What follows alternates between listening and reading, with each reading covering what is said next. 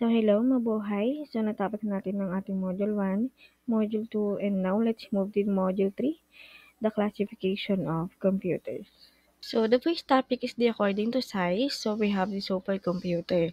So, ano daw po ba yung ibig sabihin nun? So, si supercomputer po, ito po yung pinakamalakas at pinakamabilis sa lahat ng computer. So, kaya daw po niya gumawa ng bili-bilyang pagpaprocess kada segundo.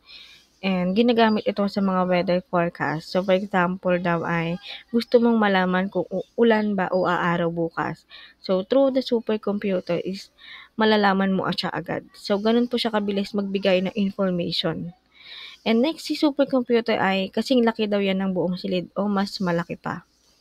And also, ginagamit din yan sa mga simulation katulad ng lindol o giyera. So, the next one is the mainframe computer. So, ano naman daw po ibig sabihin nito? So, ibig sabihin, kaya niyang gamitin ng sabay-sabay na user. And karaniwang ginagamit si mainframe computer sa mga bangko, para dun sa mga ATM and transaction, and sa mga gobyerno, sa airlines, para naman sa mga ticket system. So, kaya niyang mag-save ng libu-libong files o records ng sabay-sabay. So, next is the mini computer or tinatawag din itong mid-range computer. So, mas maliit daw ito kaysa kay mainframe, pero mas malaki naman ng bahagya doon sa ating microcomputer. So, ginagamit ito usually ng mga business na hindi masyadong malalaki. Yung mga maliliit na business lang. So, pang-manage lang ng database, pag-control sa makina o kaya sa planta. So, next, the microcomputer o kilala rin bilang isang personal computer. So, ito yung karaniwang ginagamit ng mga taong everyday. So, makikita natin yan sa bahay, sa eskwela, at sa trabaho. So, nandyan yung laptop, desktop, tablet, at smartphone. So, halos lahat naman yan ay meron na tayo. So, next topic, we have the according to design. So, meron tayong general purpose and special purpose computer. So, unahin natin si general purpose computer. So, ito daw yung computer na maraming kayang gawin. So, hindi lang isa yung function niya. So, maaaring gamitin sa trabaho, pag-aaral, or entertainment. So, for example, ni laptop, desktop, tablets. So, ibig sabihin kasi ng general, di ba? Panglahatan. So, flexible siya. So, pwede kang mag-install ng kahit anong software. Pwede ka rin gumamit ng MS Word, mga games, o kaya Photoshop. Si special purpose computer kasi is ginawa lang para dun sa iisang specific na gamit. So, hindi mo siya pwedeng gamitin sa ibang bagay. So, katulad ng ATM machine, traffic lights, medical machine, and smart appliances. So, hindi mo siya pwedeng gamitin para mag-YouTube o mag-Facebook dahil isa lang yung program nila. So, next topic, we have the according to application. So, meron tayong business computer and the scientific computer. So, ano daw ibig sabihin ni business computer? So, ito yung ginagamit sa opisina, sa company, and sa negosyo. So, para daw sa payroll, accounting, inventory, and customer database. So, for example daw yung desktop, so POS, and office, laptop, and server.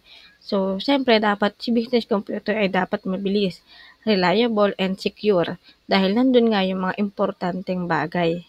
So, next, the scientific computer is ginagamitan ng matinding computation and syempre kailangan ng best na resulta. So, halimbawa yung weather forecast, space research, and yung mga pag-aaral sa sakit. So, para po siyang supercomputer. So, next, we have the industrial computer. So, ano naman daw yung gamit nito? Ito yung para sa pabrika, planta, o manufacturing. So, ginagamit ito usually pag-control ng makina, sa automation, and then sa robotics. So, halimbawa ng machine controller sa pagputol ng bakal. So, next, we have the educational computer. So, saan ba siya ginagamit? Sa paaralan at online learning, sa e-learning platforms, classroom presentation, student records. So, halimbawa dyan, yung laptop for student para makagawa ng mga assignment. And then, yung projector computer para naman sa classroom, para doon sa presentation. Next, the computer lab para naman may magamit yung mga bata, lalo na sa mga IT. Next, syempre meron din tayong entertainment computer. So, syempre para magkaroon tayo ng libangan o pampalipas ng oras, katulad ng panonood ng movies, paglalaro ng video games, pag-edit ng music o video. So, halimbawa, yung ginagamit natin dyan is the gaming PC, PlayStation, K-Box, and Smart TV, laptop na pang-edit ng video. Pero syempre, dapat mas malakas na graphics card or processor para hindi lag yung ating computers. Next, we have the healthcare medical computer. So, kadalasan ito ay nakikita sa ospital and clinic. So, ginagamit natin to for monitoring yung pasyente sa ECG o kaya sa heart rate o pagbasa ng mga x-ray o CT scan.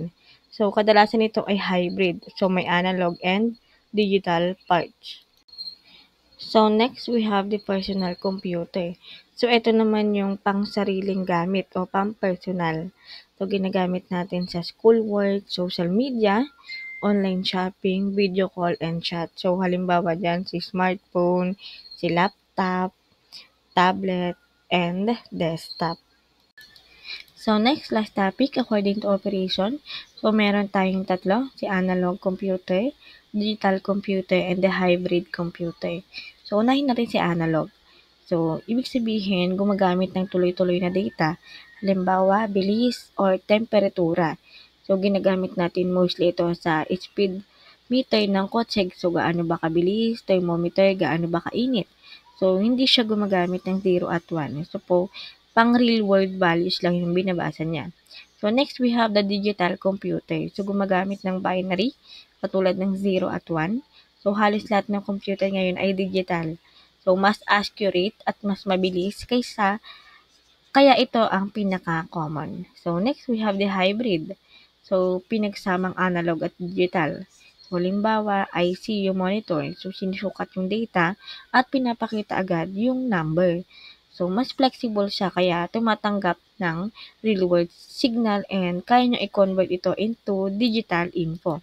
So, para mas madaling matandaan, si analog po is sumusukat, si digital naman po yung nagbibilang, si hybrid naman is sumusukat at nagbibilang. So, binibigyan kanya agad ng information. So, thank you everyone. So, I hope nakapag-notes kayo dahil next meeting ulit magkakaroon ulit tayo ng recap about dito sa Module 3. Thank you!